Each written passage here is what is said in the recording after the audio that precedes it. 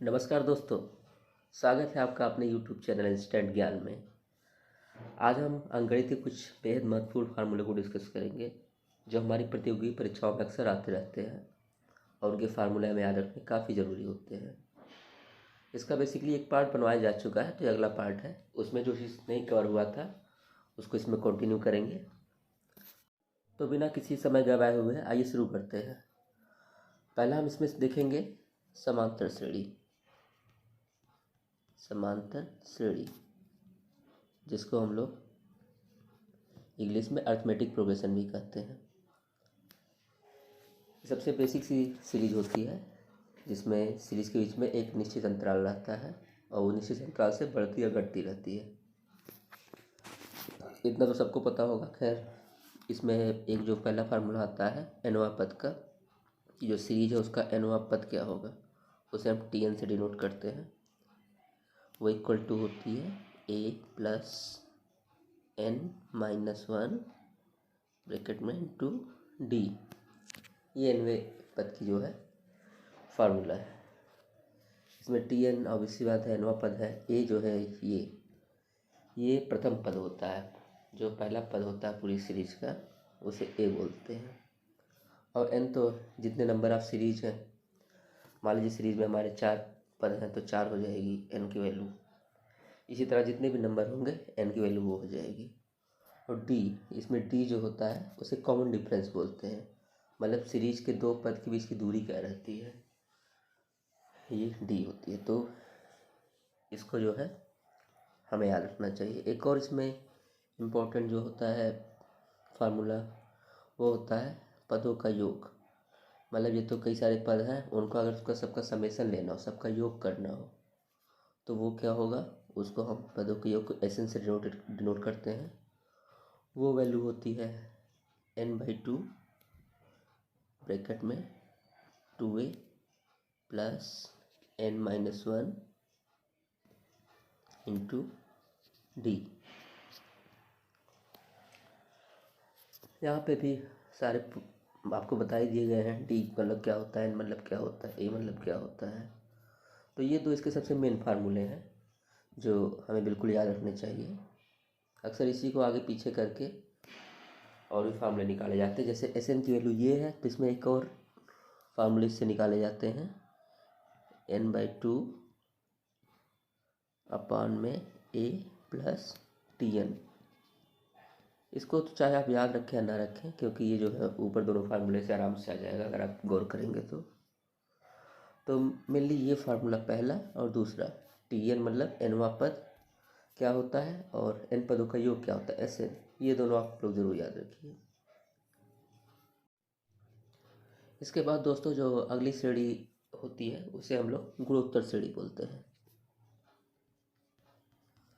गुणोत्तर श्रेणी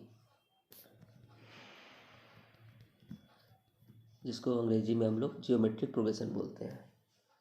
इस सीरीज की खासियत ये होती है कि पीछे वाले पद से कोई एक निश्चित चीज़ मल्टीप्लाई होती है तो अगला पद आता है। अरिथमेटिक प्रोग्रेशन जो था समांतर श्रेणी, उसमें हम लोग कुछ चीज़ जोड़ रहे थे तब वो आ रही थी अगला पद। लेकिन इसमें जो है पिछले पद से कुछ निश्चित चीज़ गुणा होगी तो अगला पद आएगा। तो इसमें जो मेन फार्मूला होता है वो एनवें पद का टी एन जिसे डिनोट करते हैं वो होता है ए इंटू आर इसकी पावर n-1। फिर से इसमें ए जो है पहला पद हो गया, एन कितने पद हैं वो नंबर हो गया। आर जो इसमें ये एक नई चीज़ है, इसमें आर को बोलते हैं कॉमन रेशियो। मतलब वही पद जिससे गुणा करने से अगला पद आता है उसी को हम कॉमन रेशियो बोलते हैं। तो ये पहला फार्मूला इसमें हो गया एनवें पद का। इसी तरह एन पदों का योग जिसे एस एन से डिनोट करते हैं उसकी वैल्यू हो जाती है ए ब्रैकेट में आर की पावर n-1 अपॉन r-1। ये होता है गुणोत्तर श्रेणी के एन पदों का जो योग होता है। इसमें अगर श्रेणी अगर इन्फिनाइट तक जा रही है, अनंत तक, तो एस इन्फिनाइट जो होता है उसकी वैल्यू होती ए अपॉन 1 माइनस आर। तो ये दोनों मेन फार्मूले हैं, आप चाहे तीसरा भी याद कर सकते हैं, बस इतने ही फार्मूले हैं इसमें। इसके बाद दोस्तों जो अगली श्रेणी होती है उसको हम लोग बोलते हैं हरात्मक श्रेणी। हरात्मक श्रेणी, इसको हम लोग HP से डिनोट करते हैं।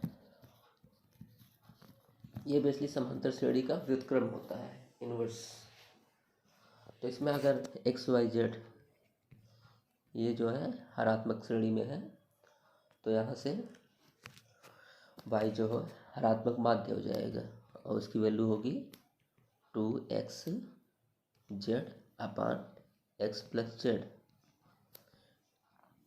ये उसका जो है हरात्मक माध्य हो जाएगा। तो ये थोड़े से ही फार्मूले हैं लेकिन को याद रखना बहुत ज़रूरी है। और ये फार्मूला जो देखने में छोटा सा लग रहा है, ये तो अभी लोअर पीसेस में डायरेक्ट फार्मूला ही आया था इसका। तो कभी भी हमें ये नहीं करना चाहिए कि काफ़ी छोटा फार्मूला है, इसको याद तो ज़रूर करना चाहिए क्योंकि क्वेश्चन तभी हम आगे लगा पाएंगे, अदरवाइज लगाने में तो हमको काफ़ी दिक्कतें आएंगी। इसके अतिरिक्त एक और चीज़ हम देख लेते हैं जो काफ़ी ज़रूरी है। मान लीजिए हमारी जो है समांतर माध्य जो है एक सीरीज का A है, समांतर माध्य, और उसका गुणोत्तर माध्य जो है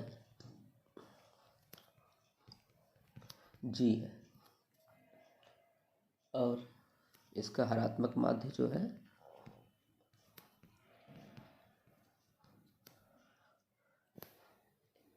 वो H है। तो बेसिकली इन तीनों में रिलेशन थोड़ा बताने जा रहे हैं कि क्या होता है अगर किसी का समांतर माध्य A है और गुणोत्तर माध्य G है और हरात्मक माध्य H है इस सीरीज का। तो इस केस में जो है ये G² = AH, ये हमेशा ट्रू होता है। और जो है एक चीज़ और ध्यान रखनी चाहिए, इस केस में हमेशा जो A की वैल्यू होती है वो बराबर होती है, सबसे बड़ी होती है, उसके बाद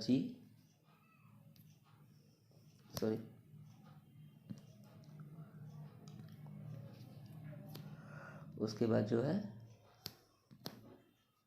H की वैल्यू होती है। तो उन सब फार्मूलों के अतिरिक्त ये दोनों फार्मूले भी बिल्कुल याद करने चाहिए क्योंकि इससे भी क्वेश्चन काफ़ी बार आते हैं।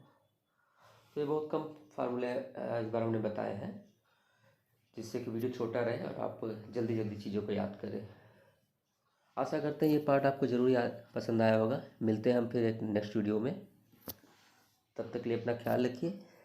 जय हिंद, जय भारत।